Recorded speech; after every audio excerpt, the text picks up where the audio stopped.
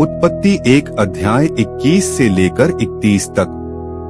21 इसलिए परमेश्वर ने जाति जाति के बड़े बड़े जल जंतुओं की और उन सब जीवित प्राणियों की भी सृष्टि की जो चलते फिरते हैं, जिनसे जल बहुत ही भर गया, और एक एक जाति के उड़ने वाले पक्षियों की भी सृष्टि की, और परमेश्वर ने देखा कि अच्छा है। 22 और परमेश्वर ने यह कह के उनको आशीष दी कि फूलो फलो और समुद्र के जल में भर जाओ और पक्षी पृथ्वी पर बढ़े। 23 तथा सांझ हुई फिर भोर हुआ। इस प्रकार 5वां दिन हो गया।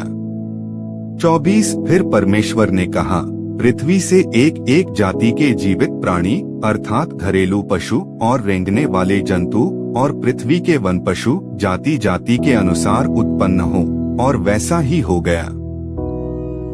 25 सो परमेश्वर ने पृथ्वी के जाति जाति के वन पशुओं को और जाति जाति के घरेलू पशुओं को और जाति जाति के भूमि पर सब रेंगने वाले जंतुओं को बनाया, और परमेश्वर ने देखा कि अच्छा है।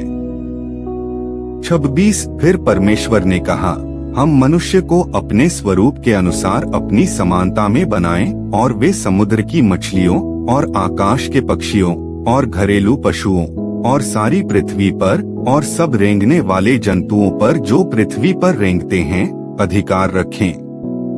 27 तब परमेश्वर ने मनुष्य को अपने स्वरूप के अनुसार उत्पन्न किया, अपने ही स्वरूप के अनुसार परमेश्वर ने उसको उत्पन्न किया, नर और नारी करके उसने मनुष्यों की सृष्टि की।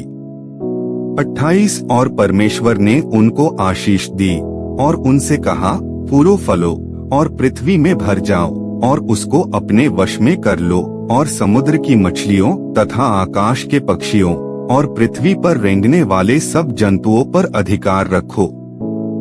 29 फिर परमेश्वर ने उनसे कहा, सुनो, जितने बीज वाले छोटे छोटे पेड़ सारी पृथ्वी के ऊपर हैं और जितने वृक्षों में बीज वाले फल होते हैं, वे सब मैंने तुमको दिए हैं, वे तुम्हारे भोजन के लिए हैं।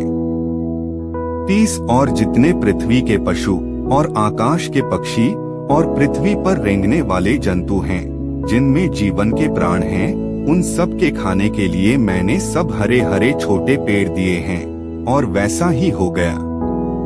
31 तब परमेश्वर ने जो कुछ बनाया था सबको देखा, तो क्या देखा कि वह बहुत ही अच्छा है।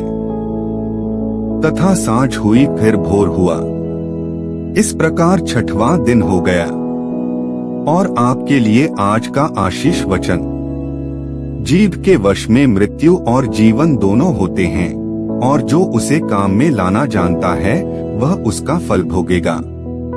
नीति वचन 18 का 21। इस वचन सुने जाने पर परमेश्वर आपको आशीष प्रदान करे।